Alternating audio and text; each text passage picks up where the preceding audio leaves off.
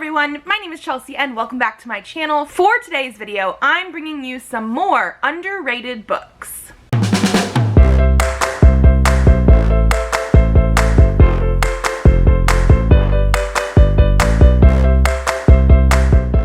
So I did a video like this last year, I'm pretty sure, where I shared 5 books that I consider underrated. But not only that I consider underrated, books that I absolutely loved that don't have that many ratings on Goodreads. Like literally everything that I shared last time and everything that I shared this time will have under 5,000 ratings.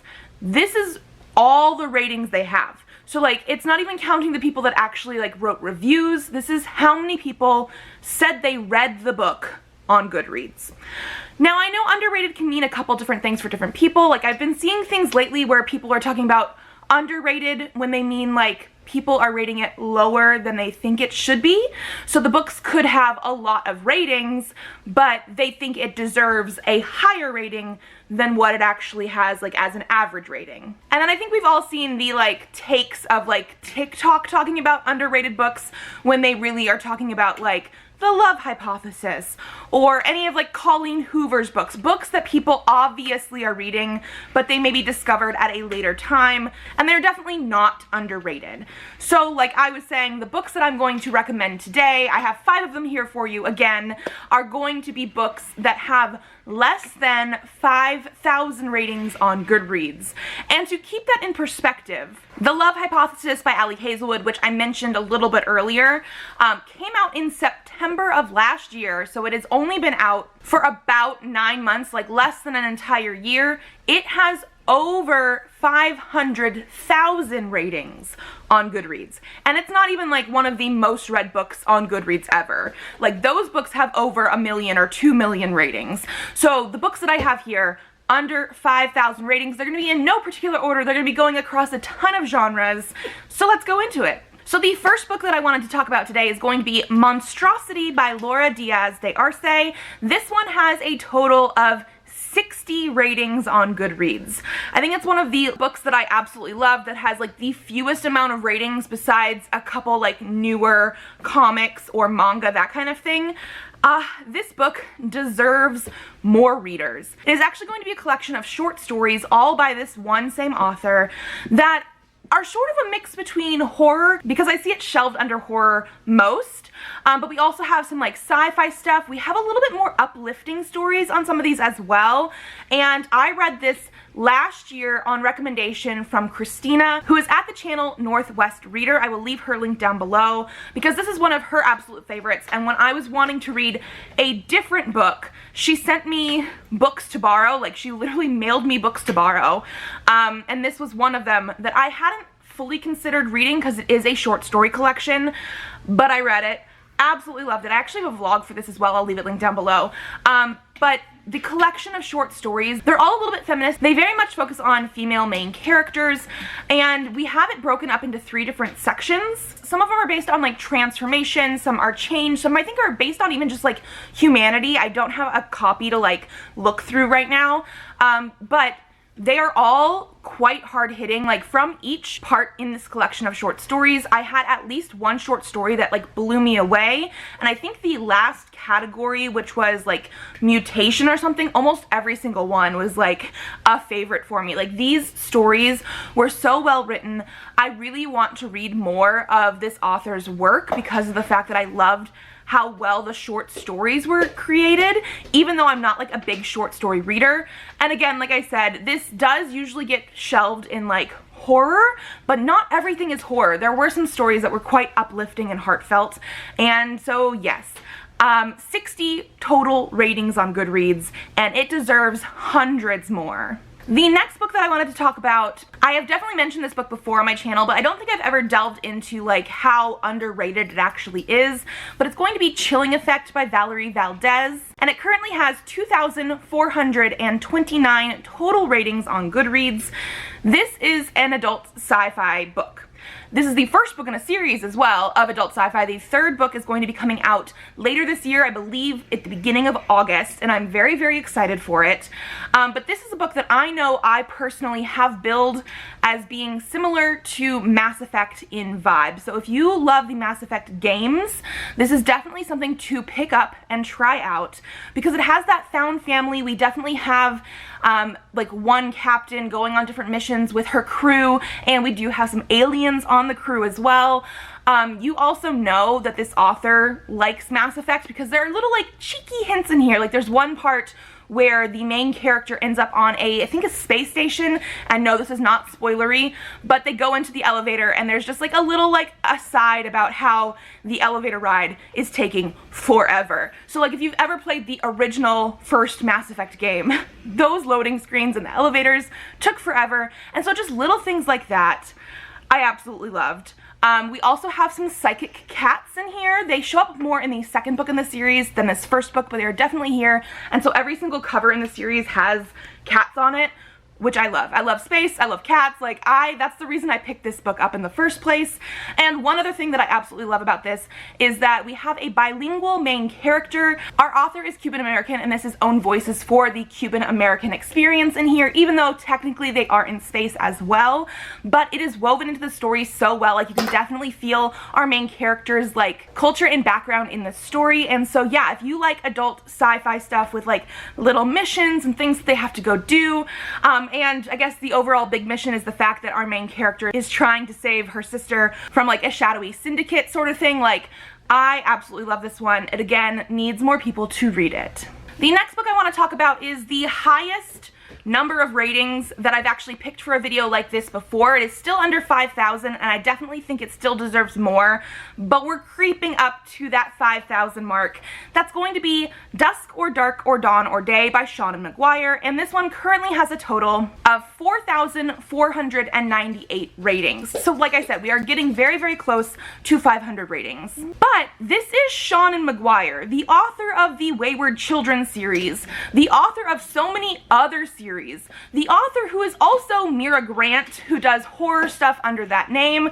And so this is a very, very popular author that I feel like a lot of people know about, but this book in particular has not as many ratings as everything else. I think partly because it is a standalone novella, so it is very, very short, and a lot of the novellas that this author works on were the Wayward Children series. Like, that series is amazing. I absolutely love her work in that series, but they are novellas, and this sort of feels like if you didn't know what you were coming in to expect, maybe you thought this was part of that series. And it's not. This is a very interesting ghost story, and I really absolutely love this book. It has our main character who previously had died, so she is a ghost, and she's living in, I believe it is New York. Yeah, something has come for the ghost of New York. So she's currently living in New York when she notices that other ghosts around her that live there as well have started to disappear. And so she's trying to figure out what exactly is happening to the ghosts that also live in New York. And when I say live in New York, I mean like they live in New York. This is a very unique take on ghosts. Like, they're not invisible to people. It's just like a different state of being. And I absolutely love this one. Fell in love with it, the writing style, the characters, everything. I would read more in this world, although I don't think that's going to happen. But yeah, for an author who is very prolific and everybody seems to love her stuff, this one does not have as many ratings as everything else, and I feel like it is so unique that more people need to read it. The next one that I wanted to recommend is going to be The Castle School for Troubled Girls by Alyssa B. Shine-Mel. So this is a book that I read as an ARC, and I still need to actually like pick up a physical copy because I loved it so much. But I read it last year, and even though it's been out for over a year, like about a year and a half now, it only has 1,797 ratings. And it's a little bit sad because this is one of those things that I feel like people need to read. It is a hard-hitting YA contemporary. The summary on the book makes you think it could potentially be a little bit magical realism or fabulism or paranormal. It is not, so like it is a little bit confusing going in that way, but if you go in knowing that it's a YA hard-hitting contemporary and like really just getting into it that way, I love this book. I teared up at this book. It is very much a sort of like, not necessarily love letter to grief, but it is an exploration of grief. And the way that they went about this, like, I just absolutely loved. We're basically following a girl who ends up at the castle school. She doesn't really tell us why she's there. She doesn't really want to like talk to the other girls that are going to this school either. And they're pretty much the only people in this area until she hears music at night and realizes there might be other people in this wooded area as well, besides the people that are at this school. But the fact that we have so much hard-hitting, good commentary on like life and grief and stuff like that, I just absolutely loved. I will say there are content and trigger warnings for quite a bit in this book, like including things about OCD, alcoholism, drugs, cutting, selective mutism, and ADHD. Like, there is a lot going on. They all get touched on in a small way, but again, I absolutely loved how this story played out. And more people should read this. I definitely need to buy a copy as well, like I said, because I need it on my shelves. And then the last book that I wanted to talk about today is going to be a little bit more niche. I don't think a lot of people watching this video, or watching me in general, are going to pick this up, but at the same time I absolutely loved it, and it's going to be Night of the Living Trekkies by Kevin David Anderson and Sam Stahl. So this, like I said, is a niche book. Like, I don't think a lot of people are going to read this, so it actually does have slightly higher ratings than I originally expected when I was going through trying to find stuff for this video. It currently has 3,367 ratings. So again, nowhere close to like 5,000, but more than some of the other books that I talked about today.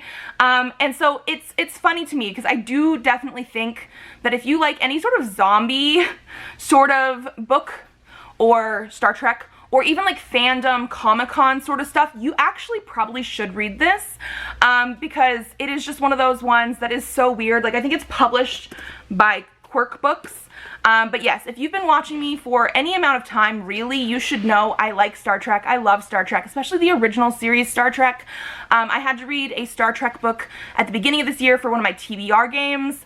I actually did a readathon last year, which was the Choose Your Own Adventure readathon, which I'm hoping to bring back sometime this year once I have this baby. We'll see. But the first round of it that I did was Star Trek themed because I just absolutely love it so, so much. And this is one of those ones where you look at it and you're like, is this really what I'm going to read? And I did read this a few years ago, 5 out of 5 stars. Like, it is literally a Night of the Living Dead, like a zombie story, but it takes place at a Star Trek convention. And not only that, the zombies and the way the zombie virus spreads is different than any other zombie thing that I have ever read or watched before. So this, again, feels a little bit similar to the Dusk or Darker Dawn of Day, where they're taking a paranormal, creepy horror element, ghosts and zombies, and they're sort of twisting it around so it is what you expect it to be, but not quite. Like, it's just, but yes, this is one of those books that, again, Night of the Living Trekkies, like, it sounds like this should be a parody of something, but no, it is an actual book, an actual zombie survival story, but it just happens to take place at a Star Trek convention. And so yes, they do have some like little hints and bits and pieces that are like more of an homage to Star Trek, but it is overall a zombie story, and I just absolutely loved it. And I don't think I have anybody on Goodreads that I'm friends with that have even tried to read this, like, at all. And so I know I have some people that share some similar feelings of Star Trek and like Star Trek, but also if you're somebody that likes horror and you want to try out a sort of original like zombie story, I think you should try this as well. It's not very long. I absolutely loved it. And so that is going to be it for me today. Those are 5 more underrated books that I just wanted to share. I am hoping to do this more in the future as well, especially as I read some new books. And when I say new to me, because hopefully we also have some older books that just deserve more love that I want to share as well. And that's going to be it. If you liked this video, give it a thumbs up to let me know. Subscribe to this channel if you'd like to see more videos. I currently have videos going up on Thursdays, so I will see you then. Bye!